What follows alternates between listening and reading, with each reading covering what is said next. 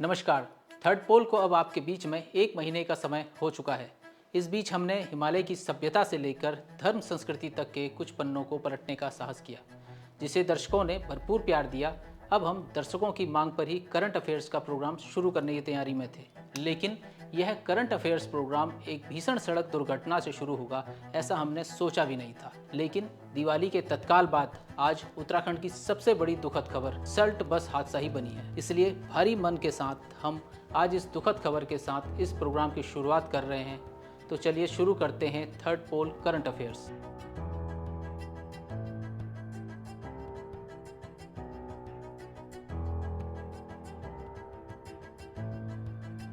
दिवाली के पटाखों की गूंज अभी थमी भी नहीं थी कि सोमवार सुबह अल्मोड़ा जिले का कूपी गांव बस दुर्घटना की चीख पुकार से गूंज उठा। यहां पौड़ी के नैनी डांडा ब्लॉक से चली जीएमओयू की खचाखच भरी बस गहरी खाई में गिर गई। इस अभागी बस में 50 से अधिक यात्री सवार थे, जिसमें से देर शाम तक 36 के मरने की पुष्टि हो चुकी है और गंभीर रूप से घायलों को एम्स सहित अन्य अस्पतालों में भर्ती कराया गया है। अब तक मिली जानकारी के अनुसार दुर्घटनाग्रस्त बस पौड़ी जिले के नैनी डांडा से चली थी, जो अल्मोड़ा के सल्ट क्षेत्र से होते हुए रामनगर तक आने वाली थी।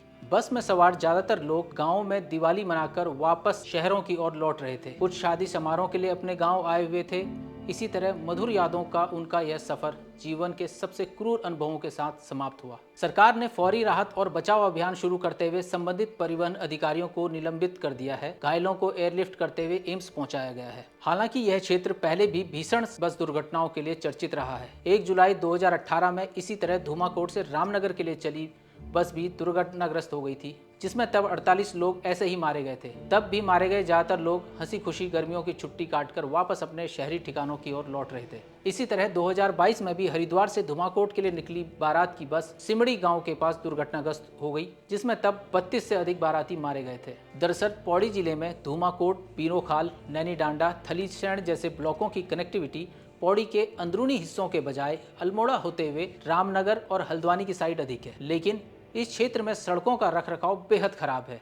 गंगा और यमुना घाटी में तो ऑल वेदर रोड के चलते सड़कों पर काम हुआ है। यहाँ चारधाम यात्रा के कारण भी प्रशासन ज्यादा सतर्क रहता है, लेकिन गढ़वाल और कुमाऊं के संगम वाले इस दुर्गम क्षेत्र में सड़कें अब भी बहुत बुरी स्थिति में है। ऊपर से हर सड़क के बनने, रख रखाव से लेकर पुलिस और परिवहन विभाग की निगरानी भी पौड़ी और अल्मोड़ा जिलों में बटी हुई है। इस कारण यह क्षेत्र हर बार भीषण सड़क हादसों का गवाह बन रहा है। अब तो इस इलाके का बड़ा हिस्सा पीडब्ल्यूडी मंत्री सतपाल महाराज के निर्वाचन क्षेत्र में आता है, लेकिन सड़कों की हालत में अब भी कोई विशेष फर्क नजर नहीं आता।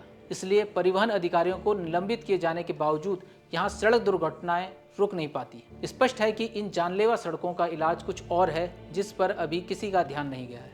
इधर बस हादसे के तत्काल बाद SCD फाउंडेशन ने रिपोर्ट जारी कर कहा है कि उत्तराखंड में हर 8 घंटे में कोई न कोई सड़क दुर्घटना हो रही है, जिसमें औसतन एक व्यक्ति की मौत हो रही है। फाउंडेशन की रिपोर्ट बताती है कि उत्तराखंड में हर साल करीब 1000 लोग सड़क दुर्घटनाओं के कारण अकाल मौत मर रहे हैं। इसमें भी घायलों की संख्या मृतकों की संख्या से कहीं अधिक होती है। कई घायल तो फिर इस दुर्घटना का दंश जीवन भर की अपंगता के साथ झेलते हैं। SCD फाउंडेशन के संस्थापक अनूप नौटियाल की ओर से जारी रिपोर्ट के अनुसार प्रति 100 दुर्घटनाओं में से मृतकों की संख्या उत्तराखंड में राष्ट्रीय औसत की तुलना में काफी अधिक है। नौटियाल उत्तराखंड परिवहन विभाग की वेबसाइट पर उपलब्ध 2018 से 2022 की अवधि के आंकड़ों के आधार पर कहते हैं कि उत्तराखंड में दुर्घटनाओं की गंभीरता की दर 2018 में 71.3 के उच्चतम स्तर से 2021 में 58.36 के न्यूनतम स्तर तक रही। इस दौरान उत्तराखंड की दुर्घटना गंभीरता की दर राष्ट्रीय औसत से दोगुनी हो गई। धुमाकोट में हुई 2 बड़ी बस दुर्घटनाओं में GMOU की बस शामिल थी। कभी देश की सर्वश्रेष्ठ परिवहन कंपनियों में शामिल GMOU के लिए यह चिंता का विषय होना चाहिए। साथ ही सरकार को भी सोचना होगा कि GMOU केमू ने पहाड़ के उन क्षेत्रों में दशकों से अपनी परिवहन सेवाएं दी हैं, जहां सरकारी परिवहन की कोई सुविधा उपलब्ध नहीं थी। इन कंपनियों की सेवाओं को कभी दुर्घटना के लिहाज से भी बेहद सुरक्षित माना जाता था। साथ ही इनकी साख रोडवेज सहित किसी भी कंपनी से बेहतर रही है, लेकिन अब इन कंपनियों की खस्ता हालत है। इस कारण घाटे की भरपाई के लिए जमकर ओवरलोडिंग हो रही है। बेहतर होगा कि सरकार इन कंपनियों को अच्छी सेवाओं के लिए प्रोत्साहन दे।